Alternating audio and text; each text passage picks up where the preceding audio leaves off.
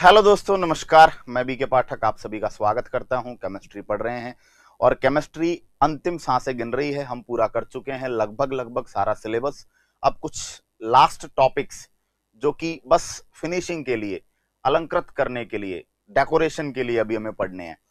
Element compound mixture पढ़ चुके, periodic table, atomic structure, metal, non metal, carbon, carbon compound, hydrocarbons. साथ में discussion हो चुका केमिकल रिएक्शंस का, physical chemical changes, catalyst and enzymes, और हाइड्रोकार्बन लास्ट टॉपिक था ही आईयूपीएसी नोमेनक्लेचर्स के साथ।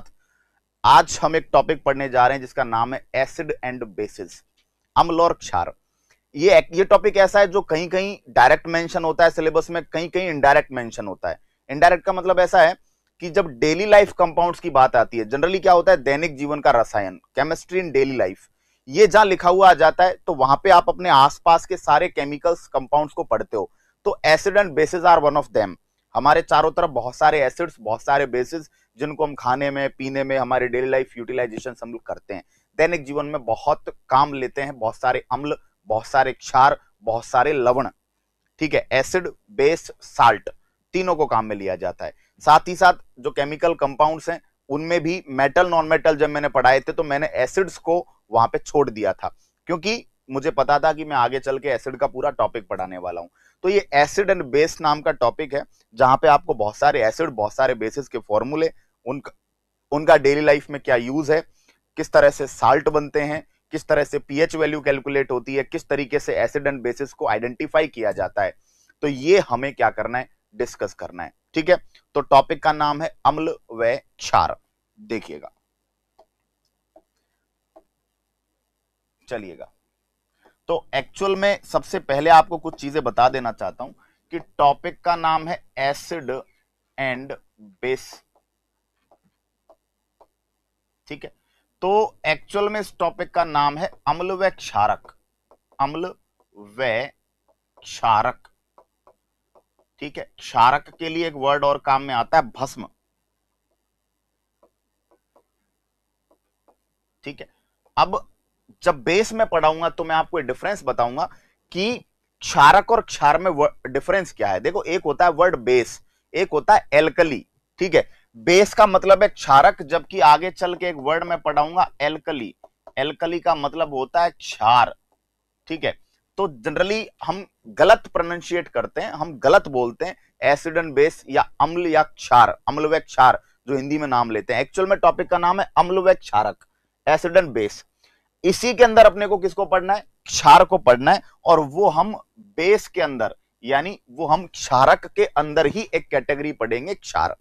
बट फिलहाल के लिए हम समझते हैं कि एसिड एंड बेस टॉपिक है और हमें यहां पर जानकारी लेनी है किसके बारे में, एसिड और बेस का डिफरेंस क्या है। ठीक है, तो सबसे पहले हमें क्या करना है, यहां पे एक तरफ हम एसिड लिखेंगे और दूसरी तरफ हम क्या लिखेंगे, बेस लिखेंगे।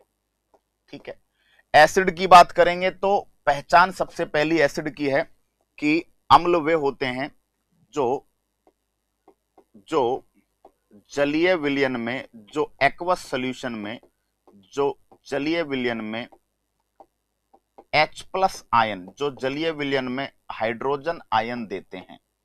यानी कि जब एसिड्स का आप एक्वस सॉल्यूशन बनाओगे, जब एसिड्स को आप वाटर के अंदर ऐड करोगे, उनका जलीय विलयन बनाओगे, तो अम्ल जो होते हैं, एसिड जो होते हैं, वो बहुत जल्दी हाइड्रोजन आयन रिलीज कर देते हैं।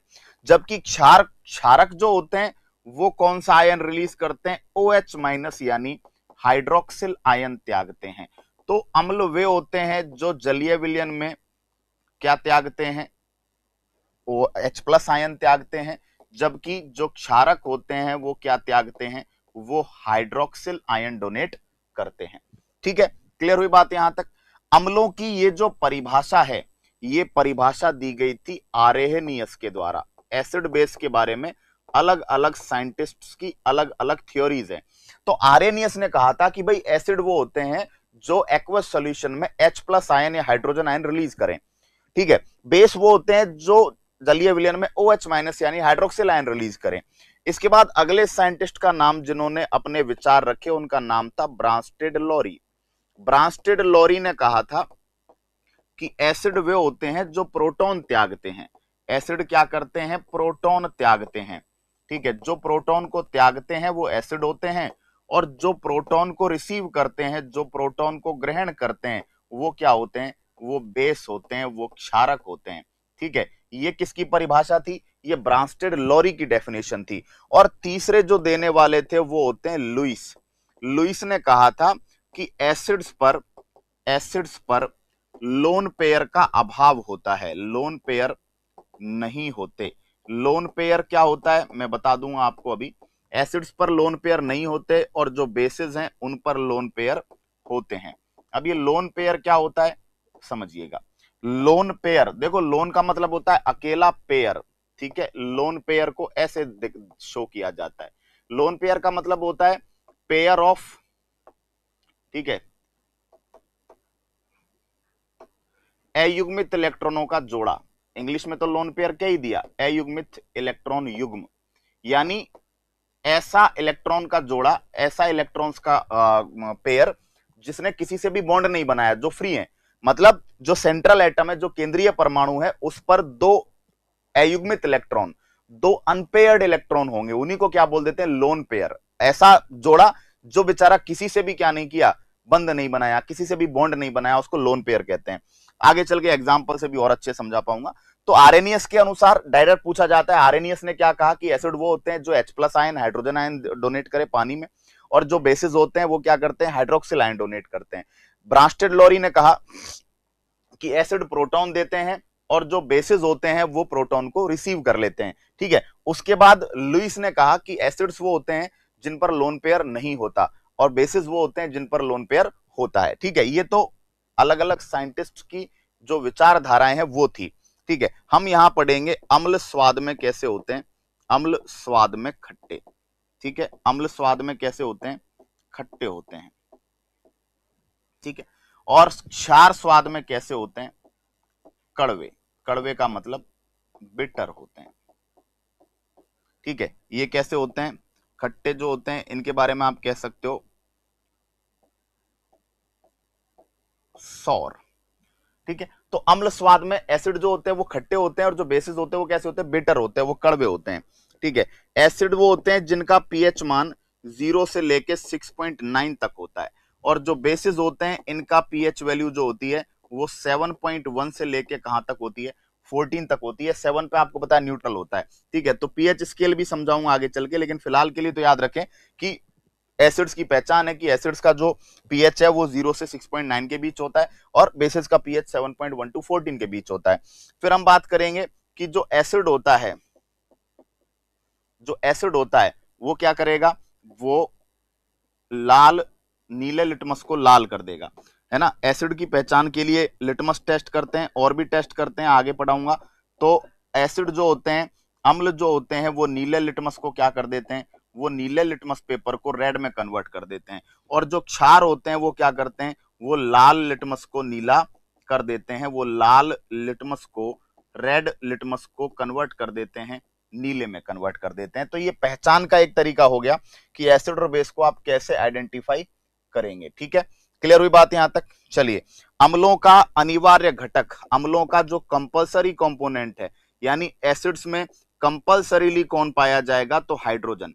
एसिड्स में हाइड्रोजन पाया जाएगा, जबकि जो बेसिस में, ठीक है, जो कंपलसरी कंपोनेंट होगा, जो अनिवार्य घटक होगा, वो क्या होगा, OH।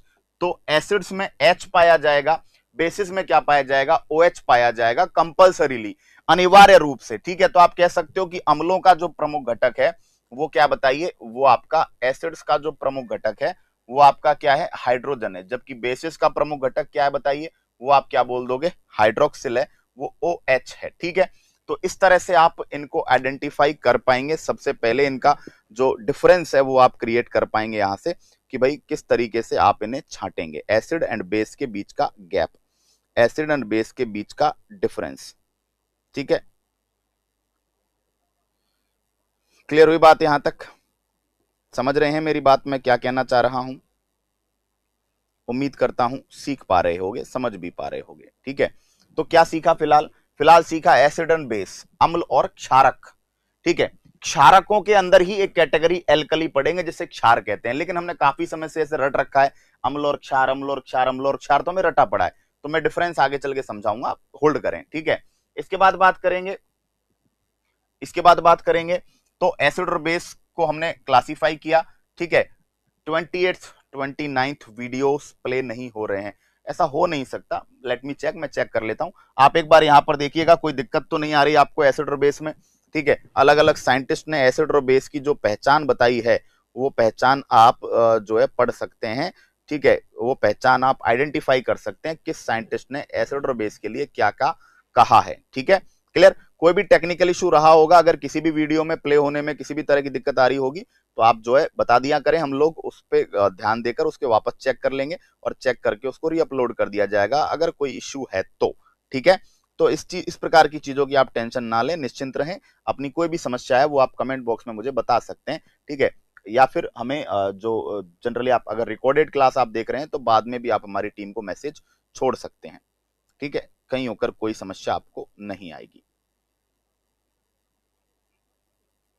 चलिए, बिल्कुल 28th वीडियो भी चल रहा है, मैंने अभी चला के देखा है, एंड 29th वीडियो भी चल रहा है। दोनों ही वीडियोस चल रहे हैं, 28th 29th दोनों चल रहे हैं, मैंने अभी चला के देखे, ठीक है। जैसे ही आपने बोला तो क्योंकि चलो देख ही लेते हैं, बच्चों को तुरंत ही बता दें, तो दोनों चल रहे हैं। कोई टेक्निकल प्रॉब्लम रही होगी तो उसको रिफ्रेश वगैरह कर लिया कीजिए, ठीक है। अब चलते हैं आगे। अब देखो हमें मेनली पढ़ना है किसके बारे में, एसिड्स के बारे में, ठीक है। तो आज की हमारी क्लास एसिड्स पर डेडिकेट रहेगी पूरी तरीके से, ठीक है। एसिड्स जो होते हैं इनके बारे में बात करते हैं। एसिड सबसे पहले जो स्ट्रॉन्गेस्ट एसिड की बात की जाती है, या स्ट्रॉन्गेस्ट में चलो बाद में पढ़ाऊंगा, स्ट्रॉन्ग वीक वो एसिड एंड बेस दोनों ही बाद में पढ़ाऊंगा। पहले मैं स्टार्ट करता हूं कुछ एग्जांपल से। तो एसिड्स में सबसे पहले मैं एग्जांपल ले रहा हूं HCl, ठीक है।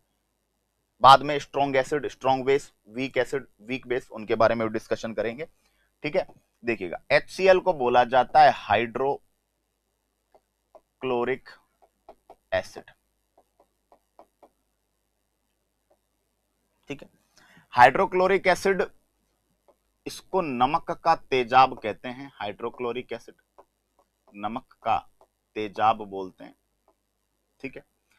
HCl का जो यूज है वो किया जाता है मूत्रालयों की या टॉयलेट्स की सफाई में, मूत्रालयों की सफाई, ठीक है, क्लीनिंग ऑफ टॉयलेट्स,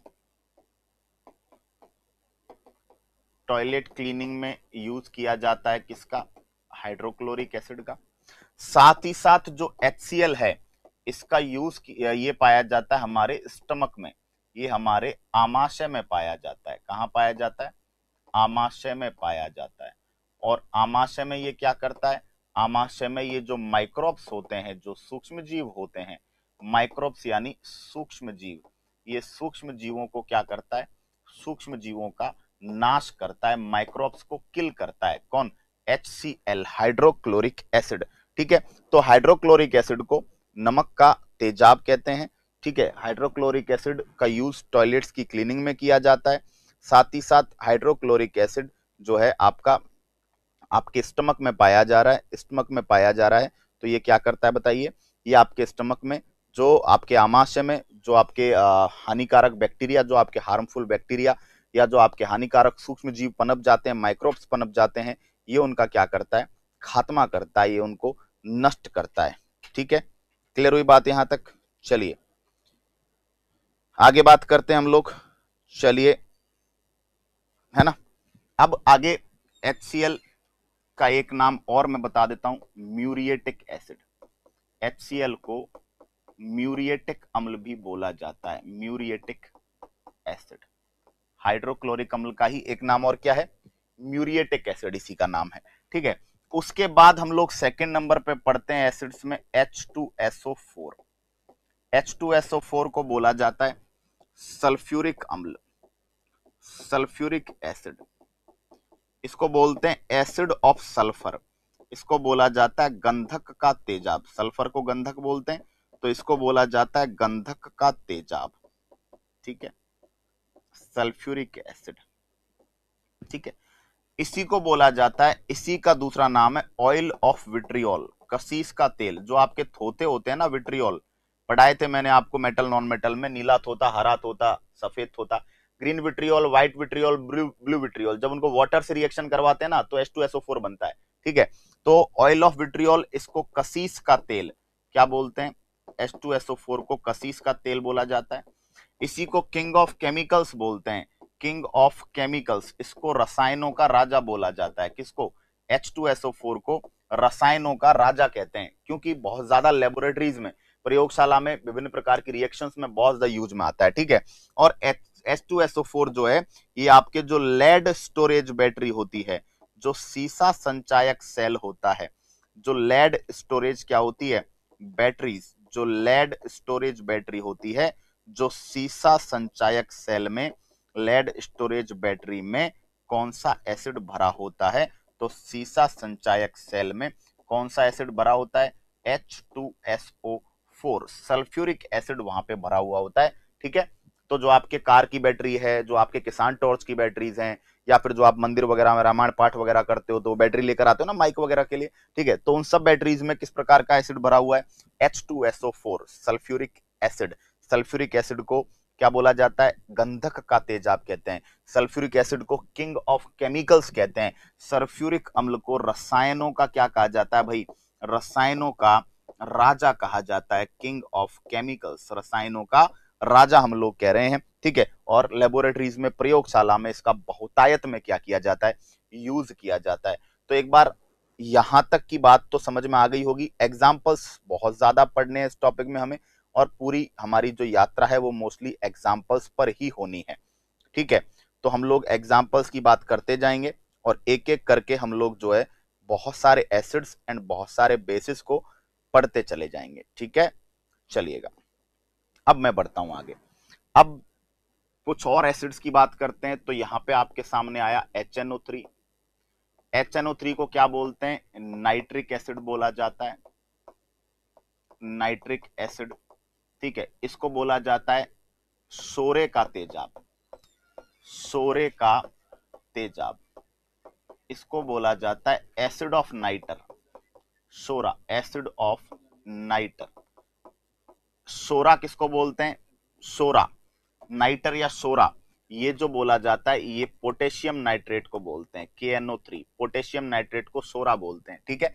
तो oil of nitre, acid of nitre किसको बोला जाता है, ये आपका बोला जाता है HNO3, ठीक है। HNO3 का जो यूज है ये कहां कहां पर कर रहे हैं, HNO3 का यूज कर रहे हैं हम लोग बर्तनों पर लिखावट, बर्तनों पर लिखावट, बर्तनों पर नाम वगैरह लिखते हैं तो उस पे बर्तनों पर लिखावट करने में काम में लेते हैं। साथ ही साथ एज फर्टिलाइजर, क्योंकि इसमें नाइट्रोजन है तो इसका उपयोग उर्वरक के रूप में किया जा रहा है।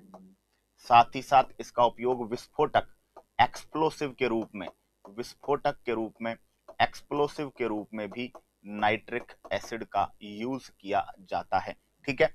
तो बर्तनों पर लिखावट करने में, साथ ही साथ फर्टिलाइजर्स, उर्वरक बनाने में, खाद बनाने में, और साथ में जो एक्सप्लोसिव होते हैं विस्फोटक, जैसे TNT, trinitrotoluene, TNP, trinitrophenol, TNG, trinitroglycerin, है ना। तो इन सब में क्या है, जो आपके नाइट्रो ग्रुप है वो कहां से लिया जाता है, नाइट्रिक एसिड से। तो नाइट्रिक एसिड बर्तनों पर लिखने में काम आता है, नाइट्रिक एसिड जो है वो आपके विस्फोटक बनाने में, फर्टिलाइजर बनाने में काम आएगा, ठीक है। अगला है आपके पास एक एसिड जिसको बोलते हैं HF, इसको बोला जाता है हाइड्रोफ्लोरिक अम्ल। इसका एक सिंपल सा नाम बताऊंगा बहुत अच्छा, हाइड्रोफ्लोरिक एसिड। ये एक वीक एसिड है, स्ट्रॉन्ग और वीक की चर्चा आगे करेंगे। हाइड्रोफ्लोरिक एसिड जो है इसका यूज किया जाता है कांच पर लिखावट करने में, कांच पर लिखावट, है ना, ठीक है, टू राइट ओवर ग्लास। अगर आपको ग्लास के ऊपर कुछ लिखना है, कांच के ऊपर कुछ लिखना है, तो आप किसका यूज करेंगे, हाइड्रोफ्लोरिक एसिड जो है वो आप यूज में लेंगे, ठीक है। कौन सा यूज में लेंगे, हाइड्रोफ्लोरिक एसिड, ठीक है। इसके बाद अगर मैं बात करूं तो आपके सामने एसिड्स में H2SO4 हुआ, HNO3 हुआ, HCl हुआ, ठीक है, आपके क्या हो गया, HF हो गया। चलिए और आगे बात करते हैं। H2CO3, H2CO3 को बोला जाता है carbonic acid. Carbonic acid, carbonic acid जो है ये पाया जाता है कोल्ड ड्रिंक्स में, सॉफ्ट ड्रिंक्स में पाया जाता है। कोल्ड ड्रिंक्स में और कहां पाया जाता है? सॉफ्ट ड्रिंक्स में। जो आपके सॉफ्ट ड्रिंक्स, कोल्ड ड्रिंक्स होती हैं या सोडा वाटर में कौन सा एसिड पाया जाता है? ठीक है, तो आप क्या बोलेंगे? आप बोलेंगे सर कार्बोनिक एसिड जो है वो पाया जाता है कहां पर? सोडा वाटर में पाया जाता है कार्बोनिक एसिड। एक एक करके हम एसिड्स को पढ़ते जा रहे हैं। फॉर्मूला हमें सबका याद नहीं रखना, कुछ सिंपल एसिड्स का फॉर्मूला याद रखेंगे, कुछ जो कॉम्प्लेक्स एसिड्स हैं उनका फॉर्मूला हम याद नहीं करेंगे, केवल नाम नाम याद करेंगे। ठीक है, तो नाइट्रिक एसिड, हाइड्रोफ्लोरिक एसिड, साथ में हमारे H2CO3 कार्बोनिक एसिड, कौन कहां यूज में आ रहा है वो मैं डिटेल में बताता जा रहा हूं आपको। ठीक है, उसके बाद हम देखेंगे HCOOH, इसका नाम है फॉर्मिक एसिड। फॉर्मिक एसिड, इसका दूसरा नाम है मीथेनोइक अम्ल। ये IUPAC है, मेथेन पीछे क्या लगा दिया? ओइक एसिड, क्योंकि कार्बोक्सिलिक एसिड ग्रुप है, एक कार्बन है तो इसका नाम मीथेनोइक हो गया है ना। IUPAC में बताया भी था। दोस्तों ये पाया जाता है चींटी, मधुमक्खी, जो आपके अंट होती है मधुमक्खी, है ना, जो बी होती है, इसके अलावा नेटल पादप,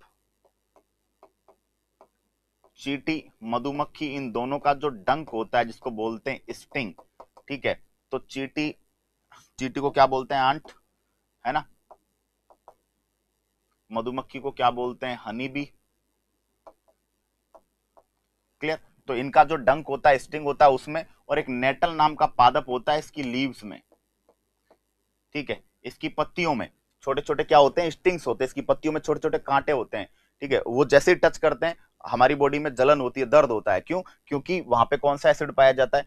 फॉर्मिक एसिड पाया जाता है। तो क्वेश्चन आता है कि मधुमक्खी के काटते ही दर्द होता है, चींटी, लाल चींटी जब काट लेती है, लाल चींटी में ज्यादा होता है। ठीक है, लाल चींटी में ज्यादा, लाल चींटी, लाल चींटी में ज्यादा। ठीक है, तो लाल चींटी में ज्यादा फॉर्मिक एसिड होता है। ठीक है, उसकी वजह से वो जलन ज्यादा होती है। ठीक है, क्लियर? उसके बाद हम बात करें CH3COOH, तो इसको नाम दिया जाता है एसिटिक एसिड। ठीक है, एसिटिक एसिड, इसी का दूसरा नाम है एथेनोइक अम्ल। ठीक है, एथेनोइक एसिड, और इसका यूज किया जाता है सिरका बनाने में, सिरका, विनेगर बनाने में, विनेगर, सिरका, विनेगर बनाने में। ठीक है, और सिरके का यूज कहां किया जाता है? अचार में, प्रिकल, जो अचार बनाते हैं, अचार को लंबे टाइम तक सही बनाए रखने के लिए, अचार को लंबे टाइम तक खाने योग्य, एडिबल बनाए रखने के लिए, सड़ने से बचाने के लिए, है ना, क्या बनाया जाता है? विनेगर। ठीक है, बात समझ में आ गई? चलिए, ठीक है, तो विनेगर जो होता है किस किस का मिक्सचर होता है? जल में एसिटिक एसिड का मिक्सचर होता है। ठीक है, चलिएगा, डन। तो ये याद रखिएगा, सिरका मैं लिखवा भी देता हूं आपको। सिरका जो होता है 5 से 8% एसिटिक एसिड इन वाटर। ठीक है, 5 से 8% एसिटिक एसिड इन वाटर। यानी आपसे पूछा जाए कि सिरका बनाने के लिए जल में कितने प्रतिशत क्या मिलाया जाता है? एसिटिक अम्ल मिलाया जाता है, तो आप लिखेंगे 5 to 8%। अब कई बार ऑप्शन के अकॉर्डिंग 3 से 4 वाला भी चूज करना पड़ जाता है, वो डिपेंड करेगा ऑप्शन क्या दिए गए आपको। ठीक है, तो आपको सिंपली देखना है HCOOH, CH3COOH हो गया, HCOOH आपके फॉर्मिक एसिड हो गया, CH3COOH आपके एसिटिक एसिड हो गया। ठीक है, एसिटिक एसिड से सिरका बनाते हैं अचार को सड़ने से बचाने के लिए। अचार में जो आपने देखा होगा, अचार में एक अलग टाइप की खटाई होती है, जो मार्केट का अचार होता है, वो किसी कारण होती है? सिरके के कारण। ठीक है, क्लियर? तो विनेगर यहां से प्राप्त किया जाता है। क्लियर? तो एक एक करके पढ़ते जा रहे हैं जी, एक एक करके समझते जा रहे हैं। मुझे नहीं लगता किसी भी तरह की कोई दिक्कत आपको आ रही होगी, और मैं अब आगे बढ़ जाऊं अगर आपकी परमिशन हो तो। ठीक है, आगे तो बढ़ना ही है, कोई दिक्कत वाली बात नहीं है। एक के बाद एक बहुत सारे एसिड्स को पढ़ना है, बहुत सारे बेसिस को पढ़ना है। ठीक है, और सीखते जाना है हर क्लास में आपको। अब बस केमिस्ट्री का तो मतलब लास्ट है। ठीक है, अब इसके बाद बस डेली लाइफ केमिस्ट्री, पॉलीमर, जो डेली लाइफ केमिस्ट्री में ही है, ठीक है, वही पढ़ाना रिमेनिंग है। बाकी सब कुछ लगभग लगभग क्या हो चुका है? कंप्लीट हो चुका है। फिर हम दूसरे सब्जेक्ट्स पे रन करेंगे अपने आप को। ठीक है, चलिएगा, अब बात करते हैं हम लोग, ठीक है। नेक्स्ट हमारे सामने जो अगला एसिड आएगा वो आएगा C3H7COOH। यहाँ पे एक कार्बन हो गया, 3 कार्बन हो गया, तो एक्चुअली इसका नाम है ब्यूटेनोइक एसिड। 4 कार्बन है तो इसका नाम है ब्यूटेनोइक एसिड। इसी का दूसरा नाम है ब्यूटायरिक अम्ल, ब्यूटायरिक एसिड। तो ये जो ब्यूटायरिक एसिड है ये कहाँ पाया जाता है? तो ये पाया जाता है मक्खन में, ये पाया जाता है बटर में, मक्खन में पाया जाता है। एक एक दो दो एग्जांपल्स हैं इनके। अब कुछ के नाम की मैं बात करूं, जैसे मैलिक एसिड। तो मैलिक एसिड जो होता है, ये कॉम्प्लेक्स एसिड्स हैं, केवल नाम नाम पढ़ेंगे। मैलिक एसिड पाया जाता है सेब पपीता, एप्पल एंड पपाया, ठीक है। तो आप इंग्लिश में लिख लीजिएगा एप्पल पपाया, ठीक है। टार्टरिक एसिड, टार्टरिक एसिड अंगूर और इमली, ग्रेप्स एंड टैमरिंड, है ना, इमली को बोलते हैं टैमरिंड। तो इमली में अंगूर में पाया जाता है टार्टरिक एसिड, ठीक है। Oxalic acid, oxalic acid, oxalic acid जो पाया जाता है टमाटर में पाया जाता है, ठीक है। और ऑक्जेलिक एसिड का जो यूज है वो कपड़ों से, वो क्लॉथ से, कपड़ों से इंक स्पॉट, कपड़ों से जो स्याही के धब्बे हैं, इंक स्पॉट हटाने में, कपड़ों से गंदगी के स्याही के धब्बे हटाने में, ठीक है। स्याही के धब्बे, कपड़ों से धब्बे स्पॉट्स हटाने के लिए किसका यूज किया जाता है? तो आप बोलेंगे सर यूज किया जाता है ऑक्जेलिक एसिड का, ठीक है। क्लियर हो गई बात यहां तक? चलिए, बिल्कुल नोट्स आपको सब, देखिए आपको सारे पैनल पीडीएफ्स मिल रहे हैं, साथ ही साथ प्रत्येक टॉपिक के आपको नोट्स रिटन में टाइप किए हुए भी मिलेंगे, कोई टेंशन नहीं लेनी, मस्त पढ़िए आप, ठीक है। तो मैलिक एसिड सेब पपीता, टार्टरिक एसिड अंगूर इमली, ऑक्जेलिक एसिड टमाटर में पाया गया, ठीक है। Glutamic acid, glutamic acid, glutamic acid जो आपके गेहूं है, व्हीट, इसके अलावा जो अनाज होते हैं, जो सीरियल्स होते हैं, खाद्यान्न होते हैं, इन सब में पाया जाता है। ग्लाइकोलिक एसिड, ग्लाइकोलिक एसिड आपके होता है गन्ने में। सिट्रिक एसिड, सिट्रिक एसिड जो होता है आपका वो होता है नींबू संतरा, नींबू संतरा, लेमन, लेमन और ऑरेंज एटसेट्रा, ठीक है। लैक्टिक एसिड, लैक्टिक एसिड दही में पाया जाता है, ठीक है। दही में या छाछ में, कर्ड या बटर मिल्क दोनों में पाया जाता है लैक्टिक एसिड, ठीक है। इसके अलावा हम लोग बात करेंगे uric and hippuric acid, uric and hippuric acid, इन दोनों की बात करें तो ये दोनों पाए जाते हैं यूरिन में, मूत्र में पाए जाते हैं, यूरिन में, मूत्र में पाए जाते हैं, ठीक है। एक एसिड है जिसका नाम है हाइल्यूरोनिक एसिड,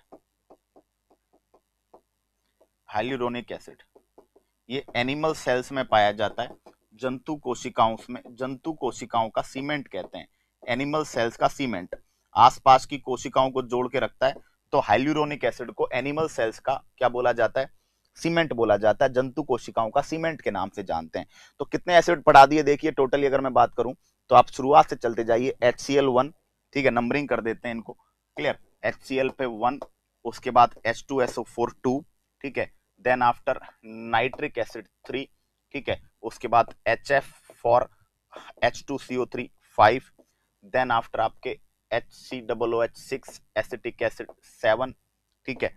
देन आफ्टर आपके ब्यूटेनोइक एसिड 8, 9, 10, 11, 12, 13, 14, 15, 16, 17, ठीक है। तो 17 तक मामला पढ़ लिया है, आगे भी पढ़ेंगे, टेंशन नहीं लें आप, आगे भी देखते हैं, चलिएगा, क्लियर। अब हम लोग कुछ और चीजों के बारे में समझते हैं, ठीक है। ये जो यूरिक एक नाम आया, लैक्टिक एसिड, दही छाछ, मसल्स में, मांसपेशियों में दर्द का कारण, मसल्स में दर्द का कारण, मसल्स में जब मसल्स हमारी, जब मसल्स को ऑक्सीजन की कमी हो जाती है, ठीक है, तो हमारी जो मसल्स हैं उनमें मांसपेशियों में दर्द का कारण, ठीक है। कब? ऑक्सीजन की कमी में, ऑक्सीजन की कमी।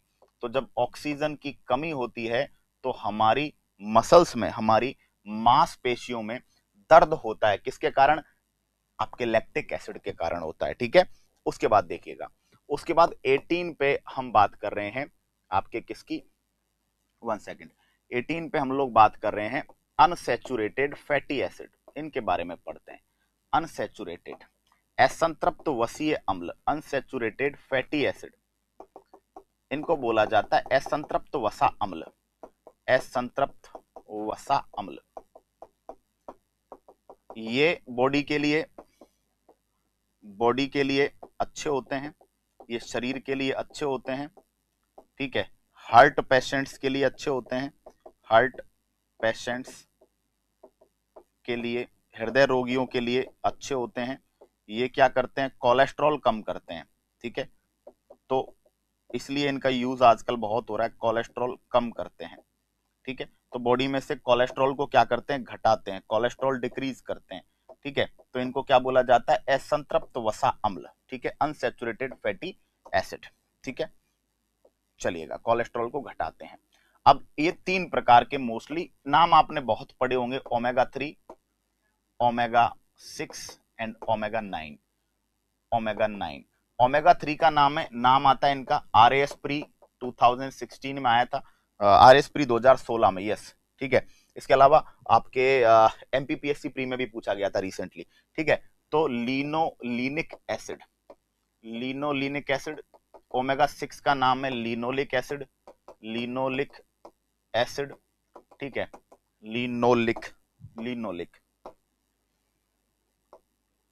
है ना। और ओमेगा 9 का नाम है ओलिक एसिड, ठीक है।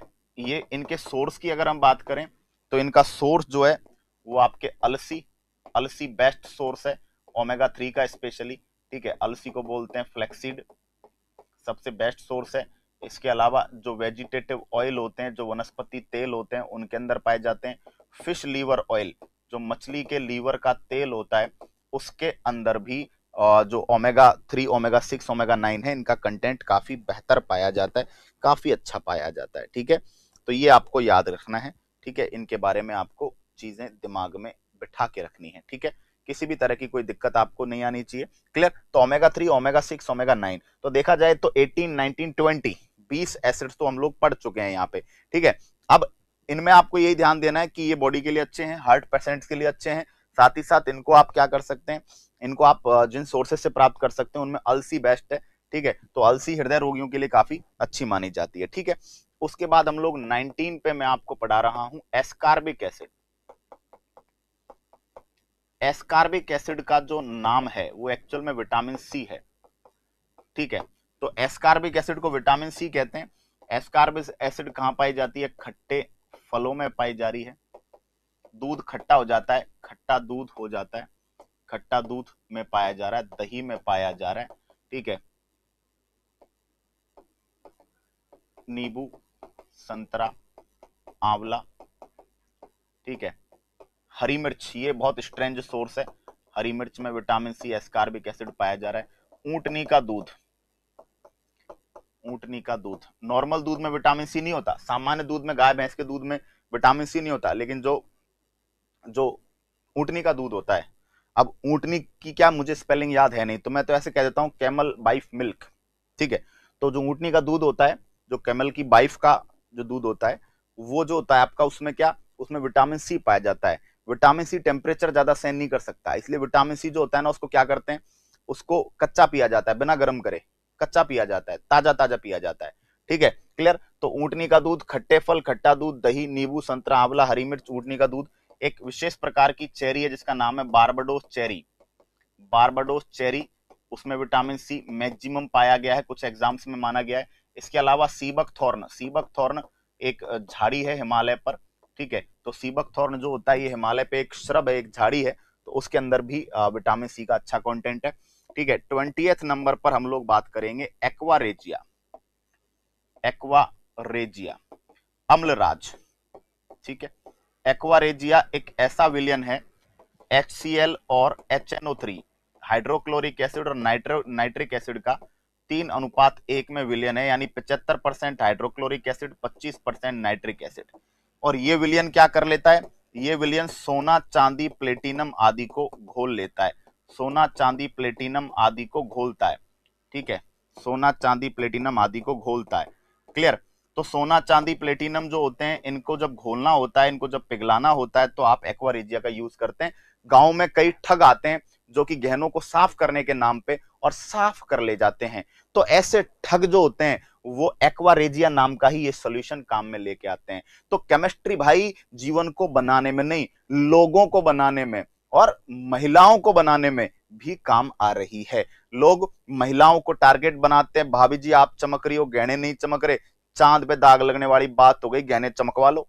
भाभी गहने चमकवाती है, वो अपनी किस्मत चमका के चले जाते हैं बेटे। ठीक है। तो एक्वा रेजिया अम्ल राज 3:1 है ना, 3 अनुपात में HCl और 1 रेशो में आपके क्या होता है HNO3 एक्वा रेजिया। ठीक है, तो याद रखेंगे। क्लियर। एक के बाद एक चीजें पढ़ते ही जा रहे हैं, कोई लोड नहीं लेनी, कोई टेंशन नहीं लेनी, और बस जल्द प्लानिंग है कि आपके लिए कंटेंट की बौछार कर दी जाए, सिलेबस को फास्ट ट्रैक स्पीड पे अब डाला जाए। ठीक है, तो सब कुछ बेहतरीन, जल्दी, बढ़िया, अच्छा, तंदुरुस्त, मस्त ऐसा होगा, डोंट वरी। ठीक है, तो ये एसिड्स के बारे में बात हुई, लगभग 20 एसिड्स के बारे में मैंने आपसे चर्चा की। अब एसिड्स के सिंपली 2 टाइप्स में एसिड्स को बांटा हुआ है। ठीक है, तो एसिड्स को 2 टाइप्स में बांटा हुआ है, एक होता है ऑक्सी एसिड और एक होता है हाइड्रा एसिड। ये थोड़ा नाम ध्यान रख लीजिएगा, ऑक्सी एसिड जिसमें ऑक्सीजन हो, जिसमें ऑक्सीजन हो, ऑक्सी एसिड होते हैं, और हाइड्रा एसिड वो होते हैं जिसमें ऑक्सीजन ना हो, उसको क्या बोलते हैं, हाइड्रा एसिड। जैसे ऑक्सीजन जिसमें होते हैं, जैसे H2SO4 ऑक्सी एसिड है, HNO3 ऑक्सी एसिड है, ठीक है, H2CO3 ऑक्सी एसिड है, ठीक है, जबकि HCl, HBr, ठीक है, HF, HI, ठीक है, ये सब क्या है, ये सब हाइड्रा एसिड्स हैं। इनमें क्या नहीं है, इनमें आपके ऑक्सीजन नहीं है। तो जिनमें ऑक्सीजन होता है, ठीक है, उनको आप क्या कहते हैं, ऑक्सी एसिड कहते हैं। जिनमें ऑक्सीजन नहीं होता उन्हें क्या बोला जाता है, उन्हें आप हाइड्रा एसिड के नाम से जानते हैं। ठीक है, बात समझ में आ गई क्या?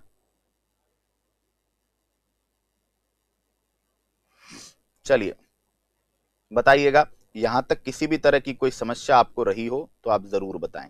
ठीक है, चलें, clear. Oxy acid, hydra acid हो गया। इसके अलावा कुछ एसिड्स में आपको देखिए, अरे ये कहां से बीच में ब्लैंक आ गया भाई। ठीक है, तो यहां से 21 पे मैं आपको न्यूक्लिक एसिड्स के बारे में भी बता देता हूं। न्यूक्लिक एसिड्स डीएनए आरएनए, ठीक है। डीएनए की फुल फॉर्म क्या है, डीएनए की फुल फॉर्म है डीऑक्सी राइबोज न्यूक्लिक एसिड। तो ये भी एक तरह के एसिड ही हैं, डीऑक्सी राइबोज न्यूक्लिक एसिड। और आरएनए का पूरा नाम क्या है, राइबोज न्यूक्लिक एसिड। तो deoxy ribose nucleic acid, ribose nucleic acid, ये भी एक प्रकार के क्या है, अम्ल ही हैं, ये भी एक प्रकार के एसिड ही हैं। ठीक है, तो इनके बारे में भी अपने को याद कर लेना है, कोई दिक्कत वाली बात नहीं है, जो लपेटे में आए सबको याद कर लो। ठीक है, बताइएगा। चलिए,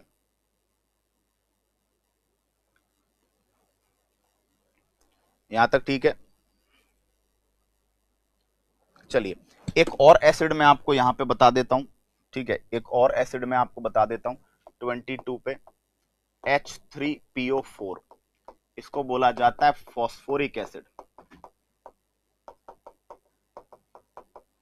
फॉस्फोरिक एसिड की बात करेंगे तो जो आपके कोल्ड ड्रिंक्स होती है ना, कोल्ड ड्रिंक्स के खट्टेपन का कारण है ये, कोल्ड ड्रिंक्स के खट्टेपन का कारण, कोल्ड ड्रिंक्स के खट्टेपन का कारण कौन है, ये आपके फॉस्फोरिक एसिड है। साथ ही साथ इसका यूज उर्वरक के रूप में, इसका उपयोग खाद के रूप में किया जाता है।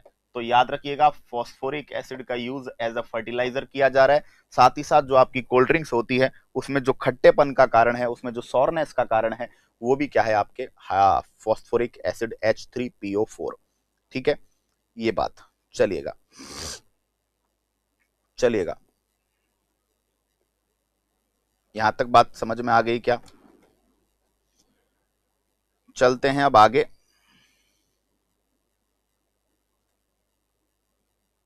चलिए, अब देखो, अब हम बात करेंगे किसके बारे में, बेसिस के बारे में, क्षारक। भस्म। क्षारक के बारे में बात करें तो इनके लिए एक बहुत बढ़िया सी बात है, सोपी इन टच। ठीक है, ये छूने पर साबुन जैसे चिपचिपे होते हैं, छूने पर साबुन जैसे चिपचिपे होते हैं। बाकी तो जो प्रॉपर्टीज है वो आपको बताई दी है कि लिटमस के साथ क्या करेंगे, ठीक है, वो बात बताई दी है। अब जो क्षार है ना, वो क्षारों के अंदर जो जल में घुलनशील क्षार हैं, जो जल में घुलनशील क्षार हैं, जो वाटर सोल्यूबल क्षारक हैं, है ना, मतलब बेसिस में जो वाटर सोल्यूबल बेसिस है ना, वाटर सोल्यूबल बेसिस, जो जल में घुलने वाले बेसिस हैं, उनके लिए अलग से एक नाम दिया हुआ है एल्कली, उनके लिए नाम दिया हुआ है क्षार। तो जनरली देखा जाए तो आप ये लिख सकते हैं कि सभी क्षार क्षारक हैं, जितने भी क्षार हैं वो क्या है, क्षारक हैं। यानी मैं कह सकता हूं all alkali are bases, all alkali are bases, सभी जो एल्कली है वो क्या है, बेसिस हैं। ठीक है, लेकिन all bases are not alkali, सभी के सभी क्षार जो हैं वो, सभी के सभी जो क्षारक हैं वो क्षार नहीं है। ठीक है, क्यों नहीं है, क्योंकि कुछ ऐसे बेसिस भी होंगे जो वाटर में सॉल्युबल नहीं होंगे, जो नहीं होंगे उनको आप एल्कली में नहीं रख सकते। ठीक है, अब एल्कली का एग्जांपल बात करें तो ग्रुप 1 एंड ग्रुप 2 के हाइड्रोक्साइड, ग्रुप 1 ग्रुप 2 के हाइड्रोक्साइड, हाइड्रोक्साइड का मतलब OH लगा दो, ग्रुप 1 ग्रुप 2, ग्रुप 1 में कौन आता है, अरे ग्रुप 1 में आता है पोटेशियम KOH NaOH, ठीक है, ये सब ग्रुप 1 में आते हैं, है ना। ग्रुप 2 में आता है मैग्नीशियम, तो मैग्नीशियम हाइड्रोक्साइड, कैल्शियम हाइड्रोक्साइड, ठीक है, बेरियम हाइड्रोक्साइड, ठीक है, लिथियम हाइड्रोक्साइड। तो ये सब क्या है, ये आपके जो है ग्रुप 1 और ग्रुप 2 के जो हाइड्रोक्साइड हैं वो आपके क्या हो गए, वो आपके एल्कली हो गए, यानी ये सब वाटर में क्या होते हैं, घुलनशील होते हैं, ये जल में घुलनशील होते हैं। ठीक है, इसके अलावा जो बहुत सारे हैं जो वाटर में सॉल्युबल नहीं है, उनको आप क्या बोल दोगे, उनको आप एल्कली में शामिल नहीं करोगे। ठीक है, तो ग्रुप 1 ग्रुप 2 के जो हाइड्रोक्साइड्स होते हैं वो क्या होते हैं, वाटर में सॉल्युबल होते हैं, इसलिए उनको क्या बोला जाता है, इसलिए उनको क्षार कहते हैं। सभी क्षार क्षारक होते हैं, all alkali are bases but all bases are not alkali. ठीक है, क्लियर। तो ये बेसिस की पहचान थी, बेसिस को आइडेंटिफाई करने का तरीका था, क्षार और क्षारक, है ना, या फिर क्षार और भस्म में क्या डिफरेंस है।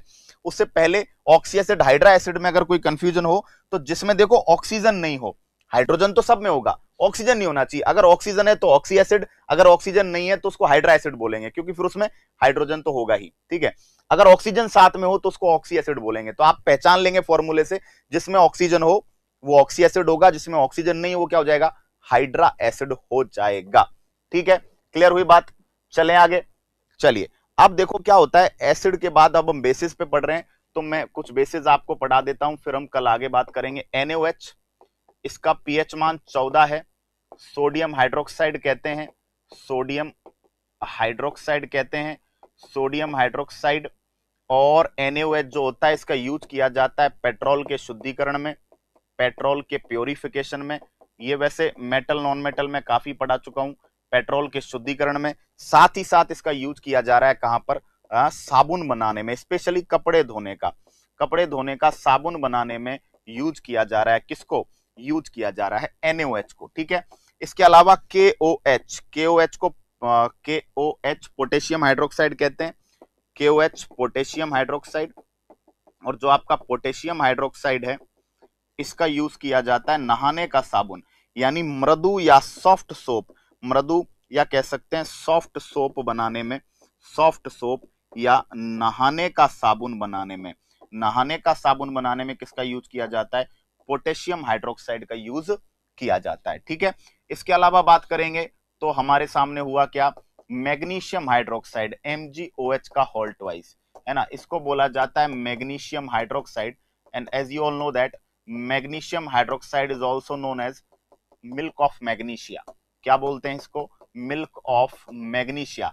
And milk of magnesia is an antacid, antacid means it is against the acidity, यानी कि ये क्या करता है, प्रति अम्ल है, एसिडिटी को दूर करता है। मिल्की कलर का दूधिया रंग का सॉल्यूशन है जो कि पेट की अम्लता को दूर करने में, जब आपकी बॉडी में HCl की क्वांटिटी बढ़ जाती है, गैस बनने लगे, तो उसको रिमूव करने के लिए milk of magnesia, magnesium hydroxide का यूज। अगला आया कैल्शियम हाइड्रोक्साइड, कैल्शियम हाइड्रोक्साइड को, कैल्शियम हाइड्रोक्साइड को क्या क्या कहा जाता है? कैल्शियम हाइड्रोक्साइड को चूने का पानी, वाटर ऑफ लाइम कहते हैं। कैल्शियम हाइड्रोक्साइड को बुझा हुआ चूना, स्लैक्ड लाइम के नाम से जाना जाता है।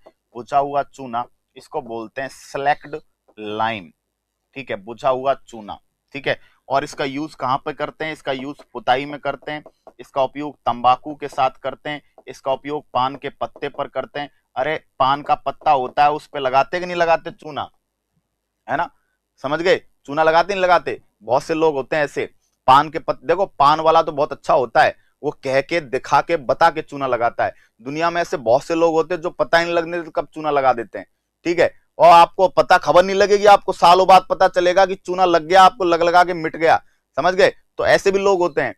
तो इसके ऊपर एक शायर ने एक शायरी भी कही है कि कल फिर मुझे उस बेवफा की याद आ गई, कल कल फिर मुझे उस बेवफा की याद आ गई, जब पान वाले भैया ने पूछा कि आपके पान में चूना कितना लगाऊं। तो जब उसने पूछा ना चूना कितना लगाऊं, तो सडन से मुझे किसी की याद आ गई है।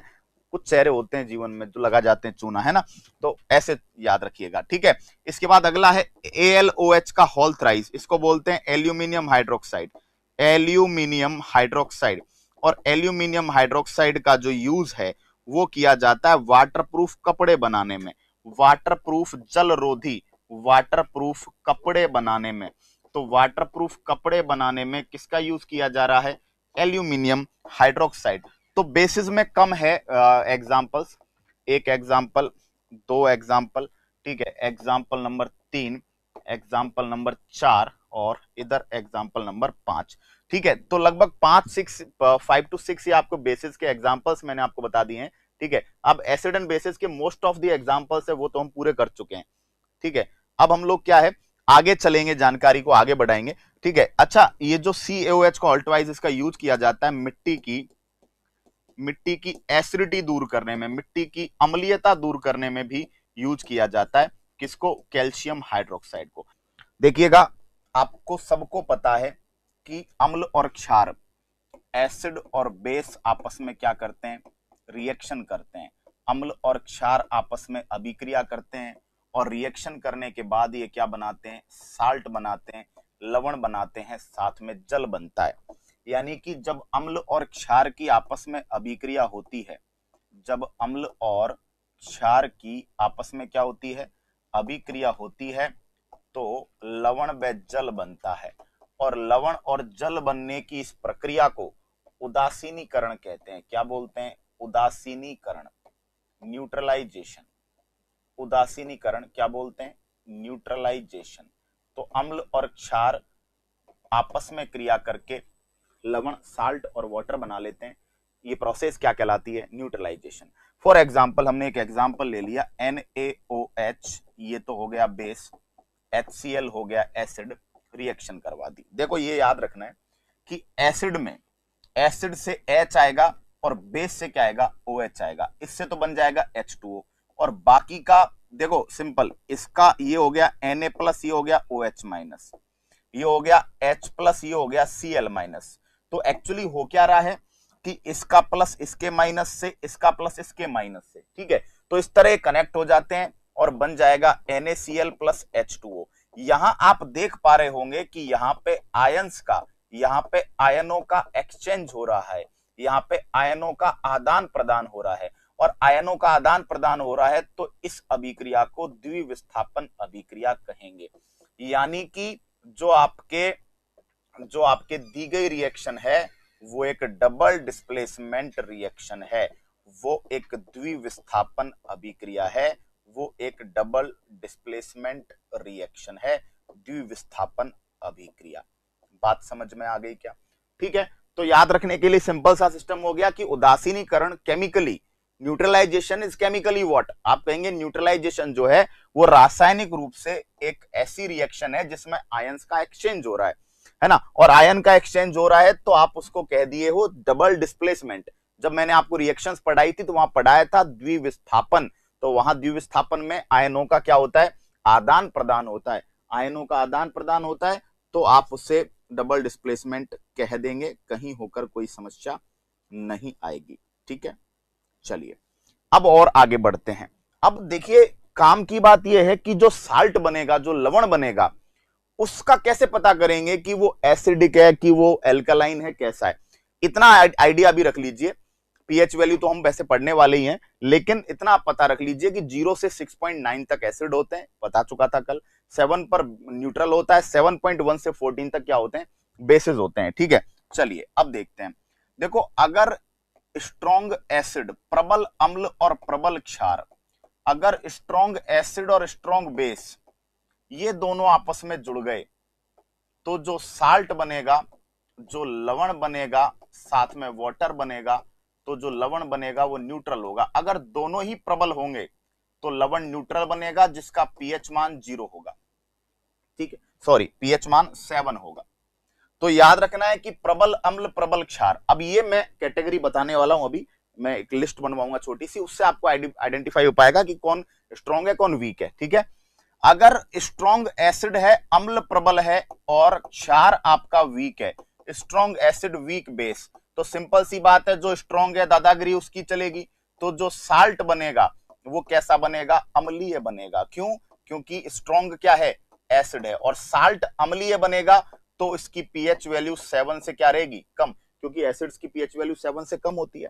और अगर वीक क्या रह गया, एसिड रह गया, और जो आपका बेस है वो आपका स्ट्रॉन्ग हो गया, वीक एसिड और स्ट्रॉन्ग बेस हो गया, तो आपका जो साल्ट बनेगा वो कैसा बनेगा, वो आपका बेसिक बनेगा, वो आपका क्षारीय बनेगा। और क्षारीय बनेगा तो उसकी पीएच वैल्यू 7 से क्या रहेगी, ज्यादा रहेगी, साथ में वाटर तो बनेगा ही। ठीक है, तो अगर स्ट्रॉन्ग एसिड स्ट्रॉन्ग बेस की रिएक्शन है तो दोनों प्रबल है, दोनों प्रबल है तो भाई दोनों एक दूसरे को न्यूट्रल कर देंगे तो उदासीन लवण बनेगा। अगर अम्ल स्ट्रॉन्ग है, प्रबल अम्ल है, क्षार आपका दुर्बल है, तो अम्ल अपनी दादागिरी चलाएगा, तो जो लवण बनेगा उसमें अम्ल की नेचर होगी, यानी कि पीएच वैल्यू 7 से कम होगा। और अगर स्ट्रॉन्ग आपका बेस है और अम्ल आपका क्या वीक है, तो बेस की दादागिरी चलेगी। ठीक है, अब आप कह दोगे सर 4th नंबर पे कि यार ये हो गया 1, ये हो गया 2, ये हो गया 3, अब चौथा कह दे कि सर वीक एसिड और वीक बेस की बात करें तो इसकी रिएक्शन होती ही नहीं है या फिर बहुत स्लो रिएक्शन होती है, यानी वीक एसिड वीक बेस के बीच में बहुत स्लो रिएक्शन होती है, तो जनरली कोई मतलब ही नहीं रह जाता। ठीक है, तो सिंपली आपको ये याद रखना है कि कौन सा एसिड कहां पे काम में लिया जाएगा, स्ट्रॉन्ग वीक, उससे किस तरह के साल्ट बनेंगे। ठीक है, चलिए अब फॉर एग्जांपल मैं आपको एक टेबल, छोटी सी एक लिस्ट बनवाऊंगा। ठीक है, तो ये याद रखेंगे, सबसे पहले स्ट्रॉन्ग एसिड स्ट्रॉन्ग बेस, ठीक है, इनसे किस किस प्रकार के लवण बन रहे हैं वो जानकारी सबसे पहले आपको इकट्ठा करनी है। अब सुनिएगा, स्ट्रॉन्ग अम्ल, स्ट्रॉन्ग एसिड, प्रबल अम्ल, प्रबल अम्लों की मैं आपको एक बताता हूं। देखिए, मैक्सिमम जो स्ट्रेंथ है उनको बोला जाता है सुपर एसिड। सुपर एसिड्स जो होते हैं, इसका एग्जाम्पल है कार्बोरेन, कार्बोरेन। इसके अलावा फ्लोरोसल्फ्यूरिक अम्ल, ये मैं स्ट्रॉन्ग के नाम लिखवा रहा हूं, फ्लोरोसल्फ्यूरिक अम्ल, HFSO3, ठीक है, ये भी स्ट्रॉन्ग है। H2SO4 सल्फ्यूरिक अम्ल स्ट्रॉन्ग है, HBr स्ट्रॉन्ग है, HCl स्ट्रॉन्ग है, HNO3 स्ट्रॉन्ग है। ठीक है, तो ये प्रबल अम्ल है। प्रबल अम्ल में सबसे प्रबल अम्ल के बारे में पूछा जाता है तो सुपर एसिड्स होते हैं, सुपर एसिड्स जिनकी पीएच वैल्यू जो है वो 0 से भी कम होती है। ठीक है, इनको सुपर एसिड बोलते हैं। सुपर एसिड का एग्जांपल है कार्बोरेन। इसके अलावा फ्लोरोसल्फ्यूरिक अम्ल स्ट्रॉन्ग है, सल्फ्यूरिक अम्ल है ना, हाइड्रोब्रोमिक अम्ल, आपके हाइड्रोक्लोरिक अम्ल, HNO3, ये सब क्या है, स्ट्रॉन्ग एसिड्स हैं।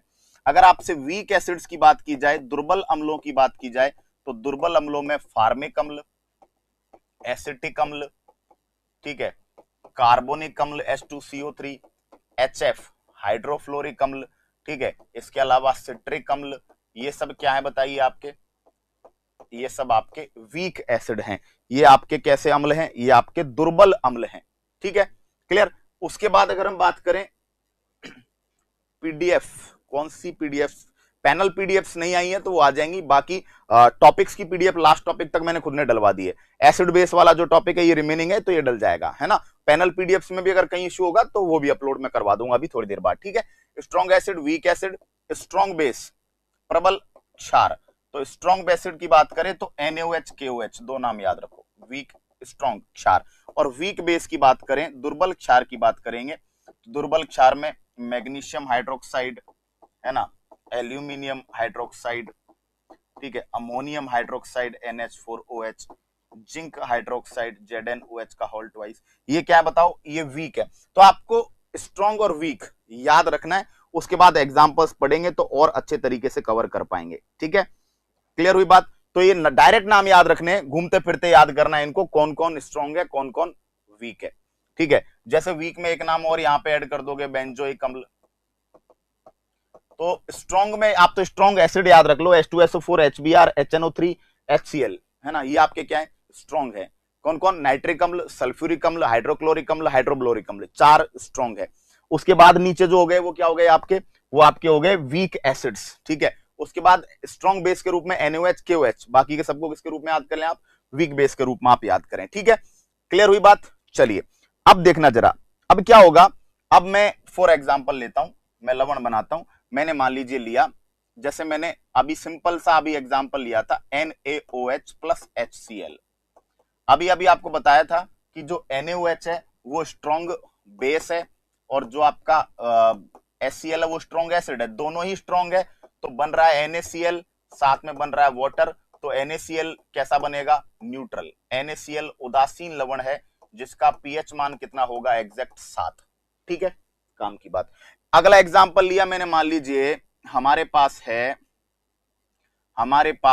HCl प्लस NH4OH, इनसे बन रहा है एसिड, इनसे बन रहा है बेस। तो सिंपल सी बात है, HCl ये स्ट्रॉन्ग एसिड है, ये अमोनियम हाइड्रोक्साइड है, ये वीक बेस है, ठीक है, तो एसिड की दादागिरी चलेगी। अब बताओ, देखो ये Cl NH4 के साथ और HOH के साथ, ठीक है, तो बन गया NH4Cl प्लस बन गया H2O। तो जो NH4Cl बना है वो कैसा होगा, वो अम्लीय होगा, क्योंकि यहाँ पे अम्ल स्ट्रॉन्ग है, अम्ल स्ट्रॉन्ग है तो उसके pH वैल्यू किससे कम होगी, 7 से कम होगी भाई, ठीक है। अगला एग्जांपल लिया मैंने, जैसे NaOH plus H2CO3 is equals to, अब देखो जरा NaOH ये क्या है भाई, ये आपका स्ट्रॉन्ग बेस है, ये कार्बोनिक अम्ल है, ये वीक एसिड है, तो दादागिरी बेस की चलेगी। बताओ NaOH है, ठीक है, NaOH है तो यहां से क्या होगा, यहां से ये होगा कि NaOH साथ में H2CO3 है, ठीक है, तो यहां से क्या बनेगा, यहां से बनेगा, अब देखो जरा, यहां से ये अलग हो जाएगा, H और HCO3 अलग हो जाएगा, यहां Na और OH अलग हो जाएगा, ठीक है, क्लियर। तो ये क्या बन जाएगा, NaH, समझना, देखो NaHCO3 इधर चला जाएगा, HOH इधर चला जाएगा, तो क्या बन जाएगा, ये NaHCO3 सोडियम बाइकार्बोनेट बन गया, साथ में H2O बन गया। अब आपसे पूछ रहा है कि सोडियम बाइकार्बोनेट की नेचर बताओ, तो भाई क्षार है प्रबल, ठीक है, तो इसकी प्रकृति कैसी होगी, सोडियम बाइकार्बोनेट की क्षारीय है, pH वैल्यू 7 से क्या रहेगा, ज्यादा, ठीक है। यहीं पे एक और तरीका है, NaOH का अगर हम ये 2NaOH ले लें और इसको H2CO3 बना दें, तो यहां पे देखना जरा, एक और चीज हो सकती है, ये 2 OH हो गए, ये 2 H हो गए, ठीक है, ये 2Na और CO3, तो ये यहां बन जाएगा Na2CO3 sodium carbonate plus 2H2O, 2 molecule water के निकल जाएंगे, ठीक है। ये भी इसी तरह बनता है, ठीक है, तो ये भी कैसा होगा, ये भी क्षारीय लवण होगा, क्षारीय लवण होगा, तो इसका भी pH मान 7 से क्या रहेगा, ज्यादा। तो सोडियम कार्बोनेट, सोडियम बाइकार्बोनेट दोनों ही क्या है बताइए, सोडियम कार्बोनेट, सोडियम बाइकार्बोनेट दोनों ही आपके किस प्रकार के हैं, दोनों ही आपके क्षारीय प्रकृति के लवण हैं, एल्कलाइन सॉल्ट्स हैं, ठीक है। अच्छा, एसिड एंड बेस की जो स्ट्रेंथ है, अगर वो आपके असेंडिंग या डिसेंडिंग ऑर्डर में पूछी जाए, तो इसके लिए फिर हमारे पास एक ही फंडा है कि हम लोग उनको स्ट्रेंथ के बेस पे याद करें, ठीक है। अब जनरली क्या होता है, जब एग्जांपल्स आते हैं तो वो 3 वीक एसिड देता है, एक वहां पे स्ट्रॉन्ग देता है, 3 वीक देगा, एक वहां पे क्या देगा, आपको स्ट्रॉन्ग देगा, आप इजीली आइडेंटिफाई कर लोगे। अगर 4 स्ट्रॉन्ग देकर हमसे पूछता है तो फिर उसका रटने के अलावा कोई लॉजिक नहीं है। इसके अलावा आज तक किसी भी कॉम्पिटिटिव एग्जाम में ऐसा कोई क्वेश्चन नहीं आया है कि उसने आपको 4 स्ट्रॉन्ग एसिड दिए और फिर उनसे आपसे उनकी स्ट्रेंथ पूछ रहा है। रीजन, क्योंकि पीएच वैल्यू सबका अलग अलग है, पीएच वैल्यू मैं आपको एक लिस्ट लिखवाऊंगा आगे चल के, उस पीएच वैल्यू को याद करना है और पीएच वैल्यू को याद करके ही आपको जवाब देना है कि किसका पीएच मान कितना है, उसी से उसकी एसिडिटी की और उसी से उसकी बेसिसिटी की जानकारी मिलेगी, ठीक है।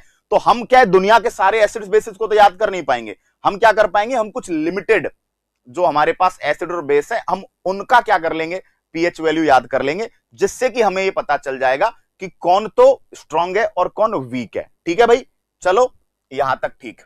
ओके, चलिए अब ये लवणों का प्रकार हो गया, साल्ट्स का ये क्या हो गया, टाइप हो गया। ठीक है, लास्ट में मैं एक टेबल जो है आपको बताऊंगा, अभी लिखवाऊंगा, अभी कुछ एसिड और बेसिस का ऑर्डर लिखवा दूंगा। ठीक है, चलिए अब देखो जरा, अब एसिड और बेस का ये तो पता चल गया हमें कि भाई कब स्ट्रांग बनेगा कब वीक बनेगा।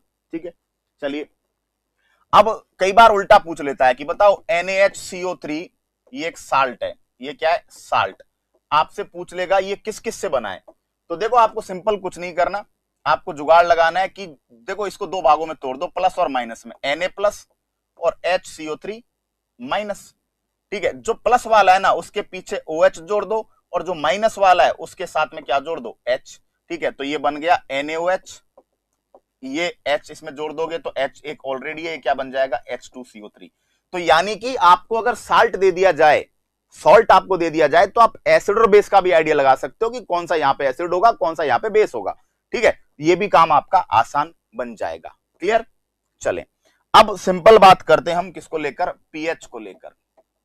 पीएच की फुल फॉर्म होती है potential of hydrogen, potential of hydrogen. ठीक है, पीएच वर्ड जिस वर्ड से आया वो है पोटेंज, और पोटेंज का मतलब होता है पावर। ठीक है, तो याद रखिएगा आपसे पूछा जाए कि पीएच वर्ड कहां से ओरिजिनेट हुआ है, पीएच वर्ड की उत्पत्ति कहां से हुई है, तो आप क्या बोलेंगे कि जो पीएच वर्ड है वो आया है पोटेंज से। कहां से आया है, पोटेंज, और पोटेंज का मतलब क्या होता है, पोटेंज का मतलब होता है पावर। ठीक है, शक्ति। क्लियर, चलिए अच्छा, पोटेंज पावर। अच्छा, ये जो पोटेंज वर्ड है ये जर्मन भाषा का है, किस भाषा का है, जर्मन। ठीक है, चलिए क्लियर, यहां तक बात हुई। अब हम आगे बात करते हैं, जो पीएच स्केल है, पीएच की फुल फॉर्म क्या है, minus log of H plus concentration.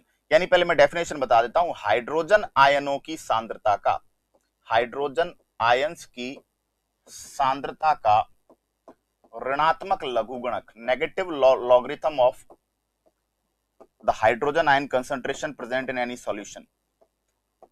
किसी भी विलयन में हाइड्रोजन आयनों की जो कंसंट्रेशन होगी उस कंसंट्रेशन का नेगेटिव लॉग जो आपका आएगा वो क्या आएगा, वो आएगा आपका पीएच। ठीक है, पीएच स्केल जो बनाया वो सोरेनसन ने बनाया, पीएच स्केल किस साइंटिस्ट ने बनाया, सोरेनसन। अब मैं आपको एक एक चीज क्लियर कर रहा हूं, नेक्स्ट स्लाइड पीएच का खात्मा कर देगी पूरी तरीके से। ठीक है, तो अपने कंसेप्ट्स इस तरह के हैं कि आपको चीजों को लंबा चौड़ा नहीं घसीटना, सीधा आपसे कहेगा कि मैं ऐसे होऊंगा, ऐसे समझ में आऊंगा। ठीक है, तो अब समझो, पीएच का फॉर्मूला हो गया माइनस। अब देखो जनरली पीएच वैल्यूज निकलवाता नहीं है, वो रटने के लिए देता है कुछ, लेकिन निकलवा भी ले। देखो क्वेश्चन दे दिया कि किसी विलयन में हाइड्रोजन आयनों की जो सांद्रता है वो 10 की पावर -5 मोल पर लीटर है, इस तरह आता है, 10 की पावर -5 मोल पर लीटर इस तरह आता है। ठीक है, 10 की पावर -5 -6 -8 इस तरह आता है। ठीक है, अब देखना जरा, जब आप इसे सॉल्व करेंगे तो आप क्या करेंगे, लॉगरिथम आपने पढ़ा नहीं होगा, लेकिन जितना अपने काम का उतना मैं बताता हूं, minus log H plus minus log 10 की पावर -5। लॉग की हमेशा खास बात है कि पावर हमेशा आगे आ जाती है, माइनस ऑलरेडी है, पावर आगे आ गया, पीछे बच गया log 10, और log 10 की वैल्यू होती है 1। ये -5 + 5 हो गया, तो पीएच वैल्यू कितनी आ गई, 5।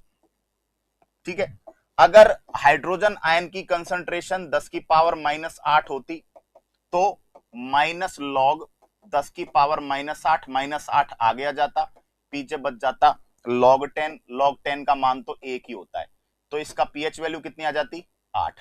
तो सिंपल सी बात है, हाइड्रोजन आयन की सांद्रता अगर 10 की पावर -6 मोल पर लीटर होगी तो पीएच वैल्यू कितना आएगा, तो पीएच वैल्यू 6 आएगा। अरे सिंपल सा फंडा है, सिंपल सा फंडा है। देखो जरा ध्यान से कि क्या हो रहा है, पीएच वैल्यू निकाल रहे हैं तो देखो जो माइनस में पावर है वो किधर आ रही है, आगे, पीछे log 10 बच गया, log 10 का मान तो 1 आ रहा है, इसका मतलब पावर को किधर ले आइए, आगे। तो आपको क्या करना है, 10 की पावर क्या हो, x, हाइड्रोजन आयन की सांद्रता में क्या हो, 10 की पावर क्या हो x, तो pH वैल्यू क्या होगी -x। सिंपल। अगर जैसे 10 की पावर -8 है हाइड्रोजन आयन की सांद्रता, या 10 की पावर -9 है, ठीक है, तो pH वैल्यू क्या आएगी -x का मान कितना है -9, तो pH वैल्यू आएगी 9। चिन्ह बदल के लिख दो, चिन्ह बदलकर लिख दो, खेल खत्म। ठीक है। अगर आपसे पूछ लिया जाए कि हाइड्रोजन आयन की जो सांद्रता है, हाइड्रोजन आयन की जो सांद्रता है वो 10 की पावर -3 है, ठीक है, तो क्या करोगे, अब x का मान कितना आ गया, x बराबर -3, तो pH बराबर क्या होगा -x, -x यानी -3 को 3 से मल्टीप्लाई कर दिया, pH 3 है, खत्म। चुटकियों में pH वैल्यू निकाल दोगे क्या। ठीक है। किसी भी तरह की कोई दिक्कत आ रही हो क्लासेस की डाउनलोडिंग्स को लेके या किसी भी चीज को लेके, I will check it and solve हो जाएगा, डोंट वरी, टेंशन नहीं लेने आपको। ठीक है। चलो, वो सब टेक्निकल इश्यूज होते हैं, वो बच्चों के थ्रू हम तक पहुंच जाते हैं, हम उसे रिव्यू कर लेते हैं, रिव्यू करते हुए सॉल्व हो जाता है, ऐसा कुछ नहीं है जो चिंता करने लायक हो। ठीक है। तो बताइएगा, क्या आप हाइड्रोजन आयन की कंसंट्रेशन से पीएच वैल्यू निकाल लेंगे। मुझे इस बात का जवाब दीजिएगा। कुछ नहीं करना, 10 की पावर में जो है ना उसको चिन्ह बदल के लिख दो, 10 की पावर में जो भी है उससे साइन बदल के लिख दो। ठीक है। अब एक और चीज है यहां पे, एक चीज और है कि पीएच प्लस पीओएच, पीओएच भी होता है यहां पे, ठीक है, वो 14 होता है हमेशा। तो कई बार एग्जामिनर क्या करता है क्वेश्चन में, वो आपको हाइड्रोक्सिल आयन की सांद्रता दे देता है। ठीक है, हाइड्रोक्सिल आयन की सांद्रता। तो जिस तरह हम हाइड्रोजन आयन की सांद्रता से पीएच निकालते हैं, उस तरह हम हाइड्रोक्सिल आयन की सांद्रता से क्या निकालेंगे, पीओएच। तो इससे क्या निकलेगा, पीओएच निकलेगा। ठीक है। और फिर पीओएच निकालकर हम क्या निकालेंगे, पीएच निकाल लेंगे। जैसे क्वेश्चन आ गया कि किसी विलयन में हाइड्रोजन आयन की जो सांद्रता है वो 10 की पावर -8 मोल पर लीटर है। ठीक है, मोल पर लीटर है। आपसे पूछा जा रहा है पीएच बताओ, तो आप क्या करोगे, पहले पीओएच निकालोगे। अब ये जैसे पीएच निकालते हैं हम हाइड्रोजन को उल्टा करके, तो 10 की पावर -8 को वही उल्टा करके लिख दो, पीओएच कितना आ गया 8। और हमें पता है कि पीएच प्लस पीओएच बराबर कितना होता है 14, तो पीएच निकालना है, पीओएच हो गया 8, टोटल है 14, तो पीएच कितना आ गया 6। क्लियर। तो पीएच से पीओएच, पीओएच से पीएच निकाल सकते हैं। अगर आपको हाइड्रोजन आयन की कंसंट्रेशन दे तो आप पीएच निकाल लोगे, हाइड्रोक्सिल आयन की कंसंट्रेशन दे तो आप पीओएच निकाल लोगे। और पीएच पीओएच दोनों का जो योग होता है वो कितना होता है भाई, 14 होता है बच्चों। तो यार मुझे बताओ कि क्या आपके दिमाग में बात बैठ रही है, हम पीएच पीओएच कैसे निकालेंगे। क्लियर, समझ गए होगे, अच्छे तरीके से समझ गए होगे, क्या दिमाग में फिट हो गया होगा। मैं जहां तक मानता हूं किसी तरह की चिंता आपको करने की आवश्यकता नहीं है। ठीक, बढ़ते हैं आगे। अब एक पैमाना बनाया गया, पैमाना बना गया एक, यहां से चालू करते हैं। 0 1 2 3 4 5 6 7 8 9 10 11 12 13 और 14। ठीक है। 7 पे क्या होता है, उदासीन, पीएच वैल्यू 0, जैसे ऑक्सीजन गैस है, NaCl है, पीएच वैल्यू 0 नहीं, पीएच वैल्यू 7। ठीक है। अब जनरली देखो, इधर समझो 7 से नीचे जब जाओगे इधर, तो यहां पे याद रखना अम्लीयता बढ़ेगी, अम्लीयता बढ़ेगी, यानी जो एसिडिटी है ना, अम्लीयता, वो पीएच वैल्यू के उल्टी है। यानी जैसे जैसे पीएच वैल्यू घटेगी तो अम्लीयता क्या होगी भाई, बढ़ेगी। तो जो 0 पीएच वाला होगा ना वो सबसे ज्यादा अम्लीय होगा। क्लियर। आपको 4 पीएच दे दी, पीएच 5, पीएच 4, पीएच 3, पीएच 1, बताइए सबसे ज्यादा एसिडिक कौन है, तो पीएच 1 है ना। लेकिन जब इधर से इधर जाओगे, जब इधर से इधर जाओगे तो क्या होगा, तो क्षारीयता बढ़ेगी। अब क्षारीयता किधर बढ़ रही है, पीएच के बढ़ते ऑर्डर के साथ। तो ये बात दिमाग में छाप लेना कि क्षारीयता पीएच के साथ समानुपाती है, क्षारीयता पीएच की दोस्त है, क्षारीयता पीएच के साथ मोहब्बत करती है, जबकि अम्लीयता जो है ना वो पीएच से क्या करती है, नफरत करती है। तो आपको ये बात दिमाग में बिठा लेनी है, ठीक है, कि आप किस तरीके से जो है पता करेंगे जो अम्लीयता क्षारीयता का क्रम। ठीक है, चलिए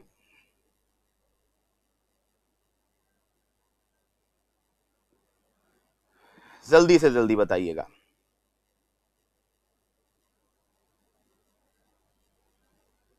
चलिए, तो आई थिंक यहां तक की बात आपके क्लियर हो गई होगी। अब हम आगे की बात करेंगे, ठीक है ना। देखिएगा जरा, अब हमें और भी बहुत सारी चीजें देखनी है, तो बढ़ते हैं अब आगे और आगे की चीजों को समझते हैं, ठीक है।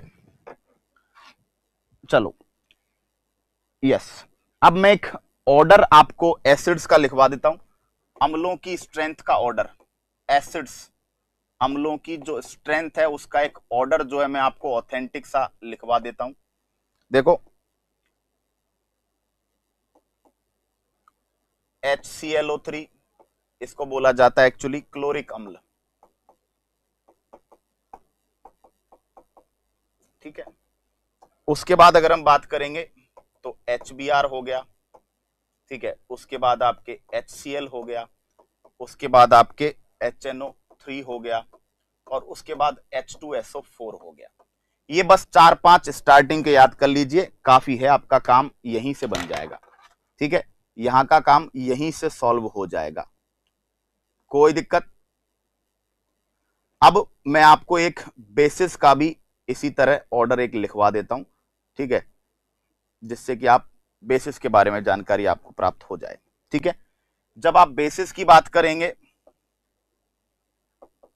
क्षारों की बात करेंगे, तो आपका जो KOH है वो सबसे स्ट्रॉन्ग है, इसको लेकर एक मिनट में, सॉरी, NaOH आपका सबसे स्ट्रॉन्ग है, KOH उससे वीक है, और BaOH का होल ट्वाइस, या BaOH को भी छोड़िए, आप ये दो को ही लिखिए, ठीक है, बाकी सब वीक ही है। तो NaOH स्ट्रॉन्गेस्ट बेस है, KOH इसके कंपैरिजन में थोड़ा कम है, ठीक है। तो ये आप ऑर्डर पता कर पाएंगे, कहीं होकर कोई इश्यू नहीं आएगा। चलिए,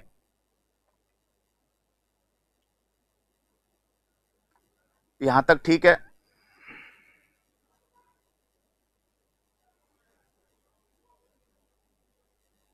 ओके,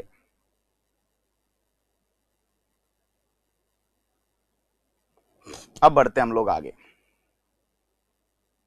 अब हमें बात करनी है इस टॉपिक में, वो करनी है सूचकों की, ठीक है, इंडिकेटर्स की बात करनी है, फिर लास्ट में नोट डालकर कुछ खास बातें लिखेंगे, ठीक है। देखिएगा, इंडिकेटर्स, इंडिकेटर्स जो होते हैं इन्हें बोला जाता है सूचक। सूचक वो होते हैं जो एसिड और बेस की पहचान करवाते हैं, जो किसी भी सॉल्यूशन के अम्ल या क्षार की क्या करवाते हैं, पहचान करवाते हैं, वो आपके क्या हो गए, इंडिकेटर्स। अब इंडिकेटर्स में दो प्रकार के इंडिकेटर हो गए, नेचुरल, प्राकृतिक, और कृत्रिम। नेचुरल इंडिकेटर्स और आपके आर्टिफिशियल इंडिकेटर्स। प्राकृतिक इंडिकेटर्स की बात करेंगे तो इसमें सबसे पहला है गंधीय सूचक, बहुत क्वेश्चन आता है, olfactory indicators, all factory, all factory indicators, ठीक है। दूसरा जो होता है वो होता है अन्य।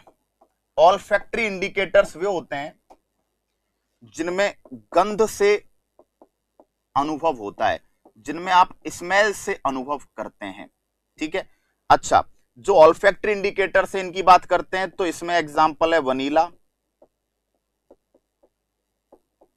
प्याज का रस, ठीक है, और क्लोव ऑयल,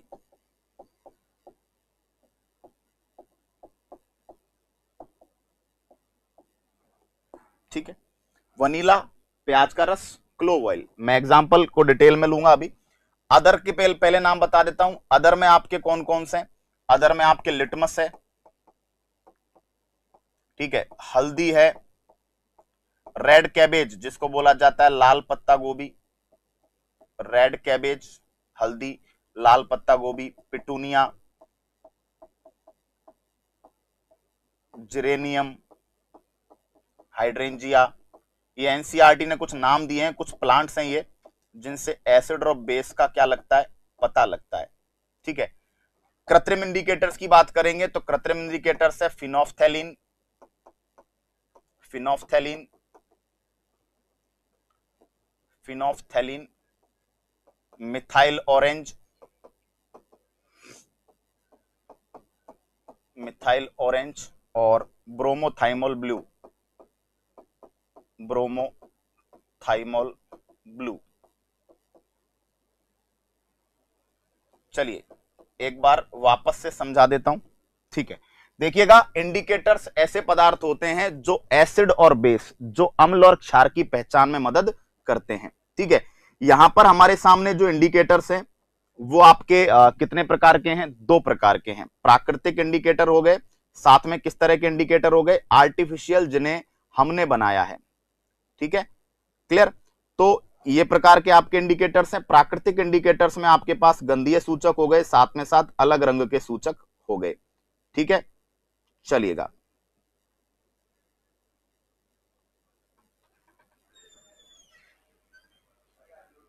ठीक है। अब चलिए, अब कुछ एक एग्जांपल्स जो एनसीईआरटी ने हमें दिए हैं, किस किस तरीके से ये चेंज होते हैं उसके बारे में बात करता हूं मैं।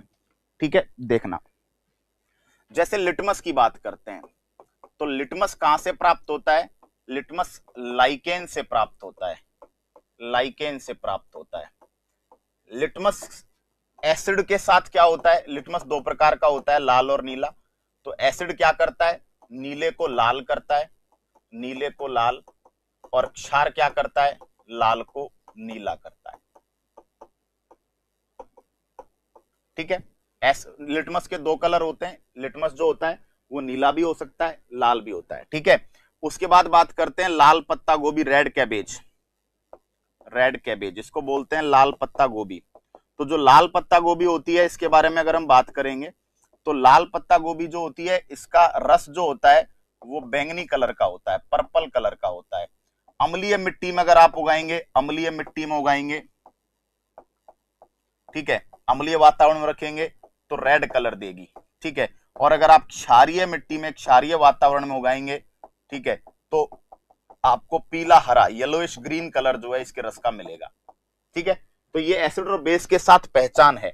हल्दी, देखिए हल्दी के बारे में मैं आपको बताता हूं। ठीक है, हल्दी एसिड के साथ, हल्दी का कलर कैसा होता है, येलो।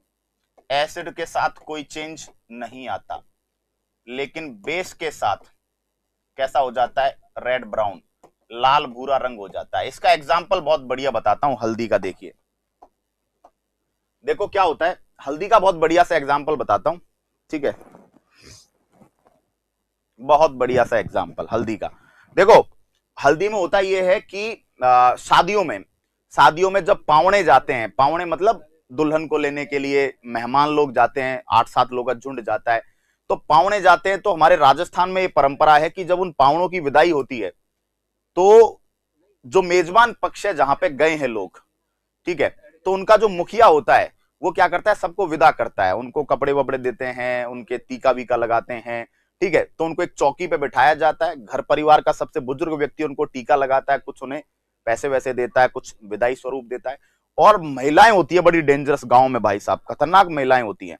तो महिलाएं क्या करती हैं, एक थाल होता है, उस थाल में वो हल्दी भिगो के रखती हैं, अपने हाथों को उसमें ऐसे लगा के, और जैसे ही वो पावना विदा हो रहा होता है, भाई साहब उनकी पीठ पे पटापट ऐसे मारती हैं। ठीक है, और वो छाप देती है हल्दी। लोग सोचते हैं हल्दी है जी, हो जाएगी, लेकिन थोड़ी देर बाद क्या होता है, पसीना वसीना आता है। ठीक है, या फिर पसीना वसीना आया, पसीने में क्या होता है कि वो जो पसीना जो होता है वो एल्कलाइन होता है, क्षारीय प्रकृति का होता है। ठीक है, क्लियर। तो वहां से क्या होता है कि जो आपका हल्दी है उसके साथ रिएक्ट होके और वो रेड ब्राउन कलर देने लग जाती है, वो पीला जो है वो लाल भूरा होने लग जाता है।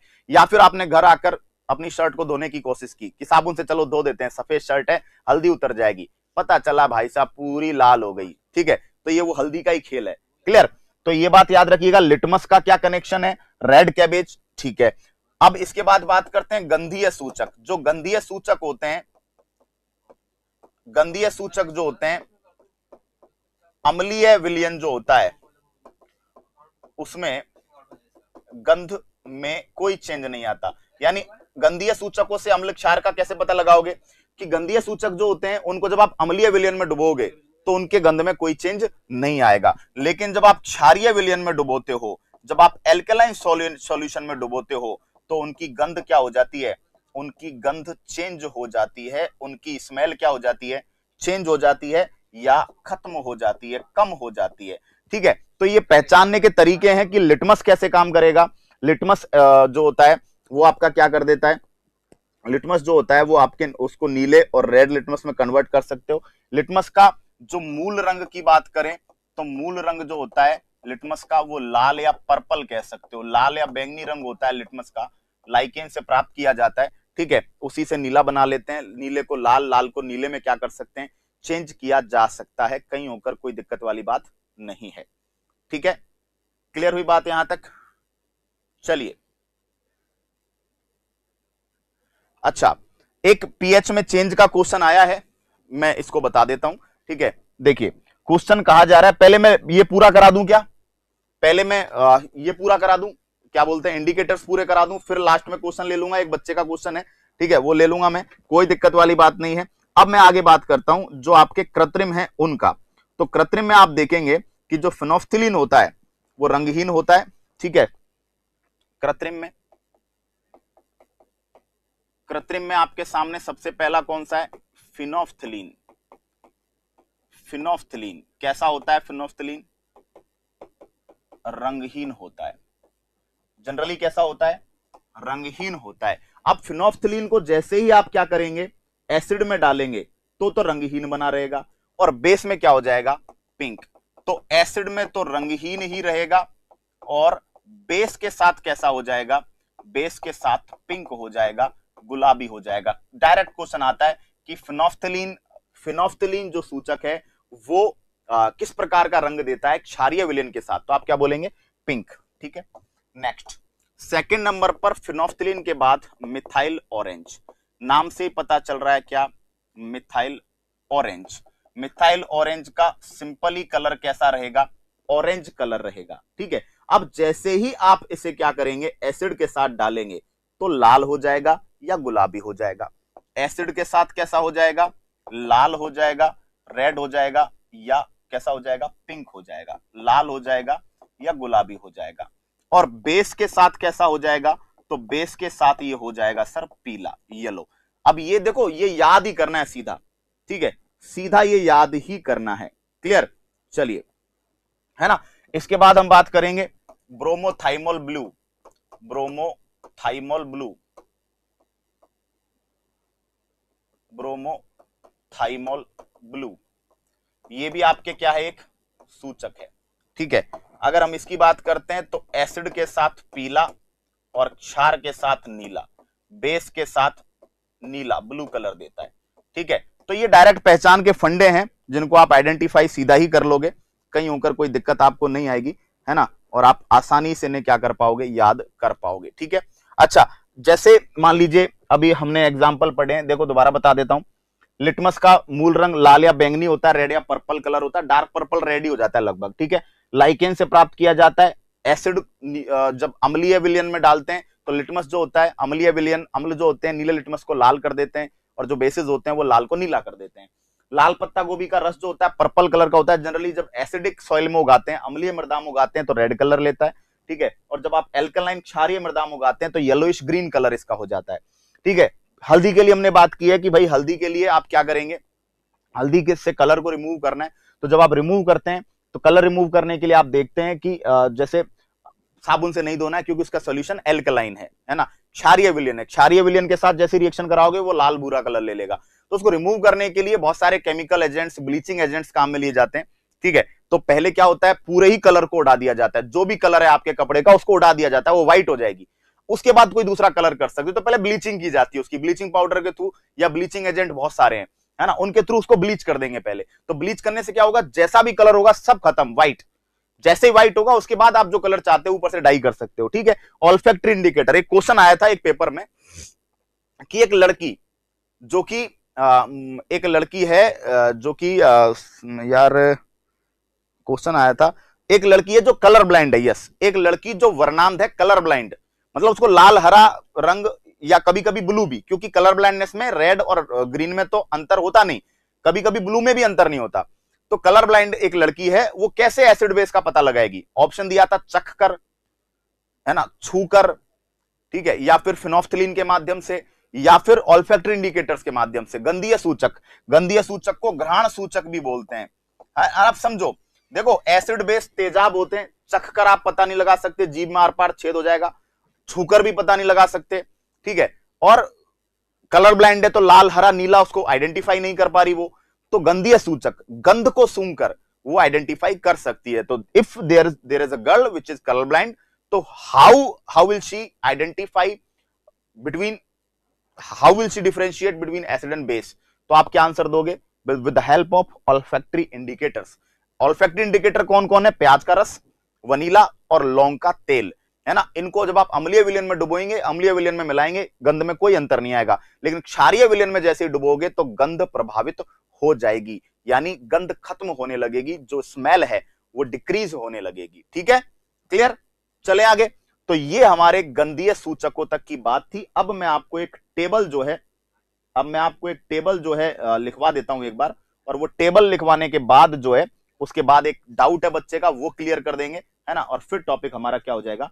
फिनिश हो जाएगा। तो मैं एक टेबल है, देखिए उस टेबल में कुछ काम की चीजें हैं, तो वो मैं लास्ट में आपको लिखवा देता हूं, एक बार देख लीजिएगा। ठीक है, देखो कुछ पीएच वैल्यूज हैं, जैसे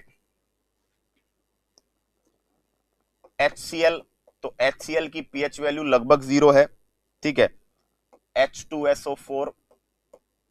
H2SO4 की पीएच वैल्यू 1। गैस्ट्रिक जूस जिसको बोला जाता है जठर रस, पाचक रस, तो गैस्ट्रिक जूस की लगभग 1.2 है। ठीक है, उसके बाद लेमन का जूस, नींबू का रस 2.2 पे आ जाती है। ठीक है, सिरका, विनेगर जिसे कहते हैं, तो एक टेबल है जो अपने है, विनेगर 2.8। ठीक है, उसके बाद अगर हम बात करते हैं तो आपके कोल्ड ड्रिंक का जो पीएच वैल्यू आप पढ़ेंगे वो 3 पढ़ेंगे। वाइन, बियर, पीएच वैल्यू 4 पढ़ेंगे आप वाइन एंड बियर की। ठीक है, उसके बाद लार, तो लार का पीएच वैल्यू 6.4 टू 6.8। मूत्र, एनसीईआरटी साफ साफ दिया, यूरिन का पीएच वैल्यू 6 है। ठीक है, दूध अबाउट 6.8। ठीक है, पानी नॉर्मली देखा जाए तो 6.8, लेकिन पानी में जो आसुत जल है, डिस्टिल वाटर है, डिस्टिल वाटर का एग्जैक्ट 7, NaCl का एग्जैक्ट 7, ऑक्सीजन गैस का एग्जैक्ट 7। ठीक है, तो एक काम की चीजें हैं जो मैं लिखवा रहा हूं आपको। ठीक है, दूध का हो गया। बरसात का पानी, रेन वाटर, तो रेन वाटर भी हल्का सा अम्लीय होता है, यस। ठीक है, 6.5 टू 6.8 हो गया। ठीक है, उसके बाद बात करें ब्लड, तो ब्लड आप जानते हैं 7.4 हो गया ब्लड का। ठीक है, आंसू का भी कितना होता है? 7.4 होता है। ठीक है, उसके बाद अगर हम बात करेंगे तो मिल्क ऑफ मैग्नीशिया, MgOH का होल्ट वाइज, इसका आपके होता है 10। ठीक है, अमोनिया NH3 हो जाता है 11, चूना 12.4, NaOH का 14। तो ये एक टेबल है, क्योंकि देखो मुझे तो याद करने की सबको अलग अलग से जरूरत नहीं है, आइडिया लग जाता है थोड़ा बहुत, लेकिन आपको मैंने एग्जैक्ट एक टेबल बता दी है। ठीक है, एंड लास्ट ये टेबल जो है ये याद ही करनी है, रिपीट एंड रिवाइज का कंसेप्ट है। लास्ट में क्वेश्चन है एक बच्चे का, वो क्वेश्चन है एक बार कमेंट बॉक्स में यस छोड़ दो, यहाँ पे एक क्वेश्चन है वो बता देता हूं। एक बच्चे ने क्वेश्चन किया है, वो मैं खत्म कर देता हूं। देखो क्वेश्चन कहा है कि एक सॉल्यूशन है और उसका पीएच वैल्यू 3 से लेकर और पीएच वैल्यू 6 चला गया, तो आपसे पूछा H+ आयन की कंसंट्रेशन में चेंज कितना हुआ। ठीक है, अब एक बात बताओ, अगर पीएच वैल्यू 3 है तो नो डाउट हाइड्रोजन आयन की कंसंट्रेशन 10⁻³ रही होगी। अरे उल्टा करके ही तो लाते हैं पीएच, ये 3 है तो ये 10⁻3, ये -3 है तो ये 3, इसी तरह लाते हैं। अगर पीएच वैल्यू 6 है तो इसको लेकर आओगे तो 10⁻6 मोल पर लीटर। अब पहले 10 की पावर माइनस 3 मोल पर लीटर था, अब 10 की पावर माइनस 6 मोल पर लीटर हो गया। कितना चेंज हो गया भाई? पहले 10 की पावर कितना था? -3, अब कितना है? 10 की पावर माइनस 6 हो गया। 10 की पावर माइनस 6 होने का मतलब है पहले था 1/1000, सिंपल, अब हो गया है 1/1000 इंटू 1000, सिंपल। अरे देखा जाए तो 1/10 की पावर 6 हो गया, तो इसका मतलब ये कितना गुना कम हो गया? 1000 गुना कम हो गई, या 1/1000 गुना। हाइड्रोजन आयन की कंसंट्रेशन कितना कम हो गई? 1/1000 गुना। ठीक है, तो सिंपल सी बात है, वैसे भी कॉमन सेंस है कि ये पीएच वैल्यू 3 है, ये 10 की पावर माइनस 3 हो गया, ये पीएच वैल्यू 6 है, 10 की पावर माइनस 6 हो गया। ठीक है, तो 10 की पावर माइनस 3 से चले हैं 10 की पावर माइनस 6 तक, तो कितना चेंज आया? क्लियर? तो आपने सीधा सीधा बता दिया कि साहब चेंज आया 1/1000 टाइम, यानी कि जो हाइड्रोजन आयन की सांद्रता है वो 1/1000 गुना हो गई है। डन। तो मैं जहां तक मानता हूं बेस्ट तरीके से आपके सवाल का जवाब आपको मिल गया। ठीक है, चलिए ओके, तो लास्ट में आपका डाउट भी सॉल्व हो गया। इस तरह के और क्वेश्चन भी आए तो आप कर सकते हैं। आगे आपसे बात करेंगे नेक्स्ट टॉपिक में। Acid bases clear. टाटा बाय बाय, जय हिंद।